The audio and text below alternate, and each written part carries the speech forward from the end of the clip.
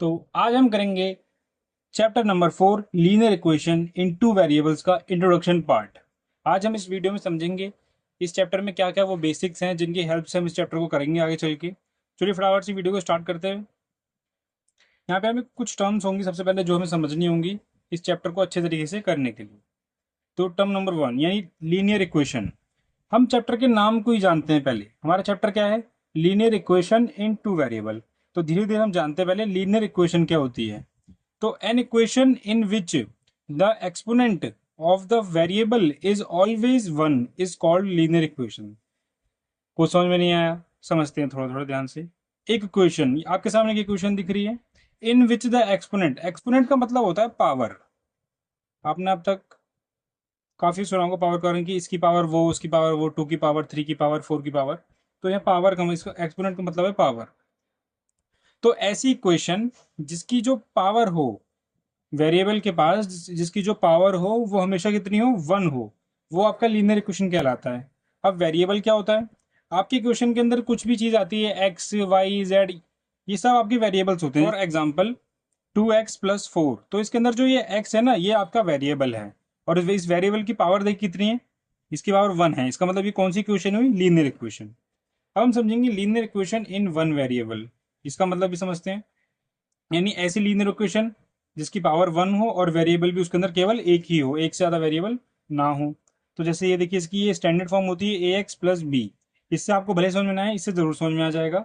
9x+3। तो देखिए यहाँ पे केवल एक्स ही है, एक्स के अलावा कुछ भी नहीं है, ना वाई ना जेड ना कुछ और। तो इसका मतलब यहाँ पे वन वेरिएबल है और ये लीनियर इक्वेशन है, हाँ या ना? तो बिल्कुल ये लीनियर इक्वेशन होगी, क्योंकि हम जानते हैं लीनियर इक्वेशन वो इक्वेशन होती है जिसकी पावर क्या, जिसमें वेरिएबल की पावर क्या हो? 1 हो।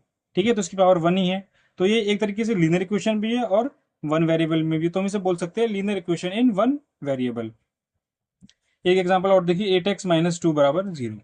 अब इसकी कुछ खास बात यह है, they have only one solution. जब हम इसे सॉल्व करते हैं तो इसका सिर्फ और सिर्फ एक ही सॉल्यूशन आता है। चलिए इसे सॉल्व करके देखते हैं फटाफट से।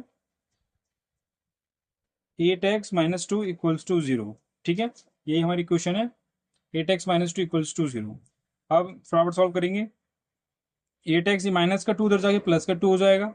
8 इधर मल्टीप्लाई में है तो इस तरफ जाके क्या हो जाएगा? शाबाश, डिवाइड में। तो 2/8 हो जाएगा। 2 1 2, 2 4 8। तो x की वैल्यू कितनी आई? 1/4। तो देखिए ओनली वन सोल्यूशन आता है, इसके अलावा इसका कोई और सोल्यूशन नहीं हो सकता। ठीक है, आगे बढ़ते हैं। Linear equation in two variable. अभी आप तो आपको समझना बहुत आसान हो गया आपके लिए। लीनियर इक्वेशन वो इक्वेशन होती है जिसके वेरिएबल की पावर कितनी हो? एक हो। तो इसके वेरिएबल की पावर एक है। और वेरिएबल्स आपको बताइए एक्स वाई जेड, ये सब आपके वेरिएबल होते हैं। तो वेरिएबल क्या, देखिए टू वेरिएबल लिखा है तो एक्स और वाई, इसमें टू वेरिएबल हमें दे रखा है, हमारा काम आसान हो गया। तो ये है linear equation in two variable. इसकी स्टैंडर्ड फॉर्म होती है ax+by+c।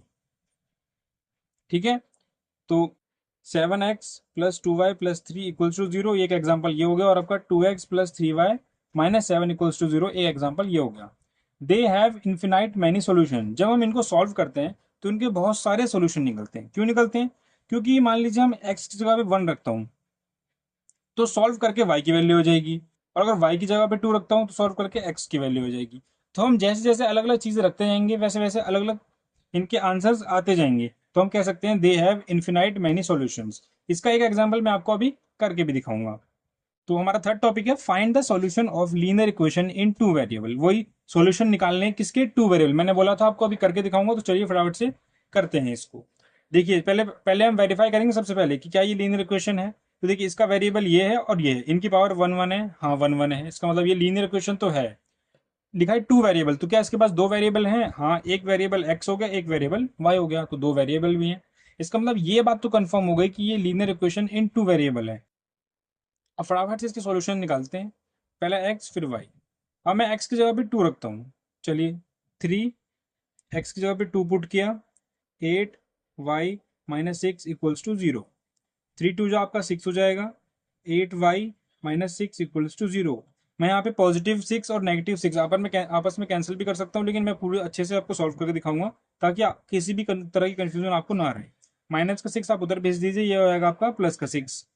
अब देखिए ये +6 आप इधर भेज दीजिए, तो ये हो जाएगा माइनस का 6, तो 6 माइनस 6 कितना हो गया 0। 8y equals to 0। ये 8 और y के बीच में क्या रिश्ता है, ये रिश्ता है मल्टीप्लाई का, जी हाँ। तो मल्टीप्लाई उधर जाके आपका हो जाता है डिवाइड, तो 0/8 ये इसकी वैल्यू आ गई।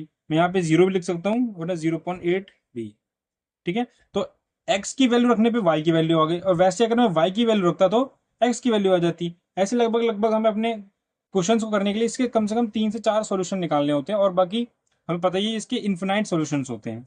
चलिए और निकाल के दिखाते हैं। अभी मैंने x में रखा, अब मैं y में रखता हूँ। चलिए 3 रख देते हैं y में, करते हैं 3x प्लस 8, 8y है, तो y की जगह पे हमें क्या रखना है 3, तो हम रख देते हैं यहाँ पे 3 minus 6 equals to 0। 3x as it is रहेगा, 8 3 का कितना होता है 24 माइनस 6 इक्वल्स टू 0। देखिए 3x positive 24 negative 6 plus minus minus 24 में से आपके 6 जाएंगे, कितना बचेगा 18, 18 लिख दिया।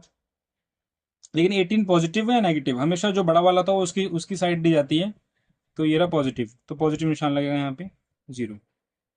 3x इसको एज इट इज रहने दीजिए, प्लस का 18 उस तरफ जाके आपका माइनस का 18 हो जाएगा, और x as it is minus 18, 3 इधर मल्टीप्लाई में था इधर आके डिवाइड में हो गया, 3 1 जा 3, 3 6 जा 18। आपका आंसर कितना आया माइनस का 6। तो अगर मैंने y 3 रखा तो x आया माइनस का 6।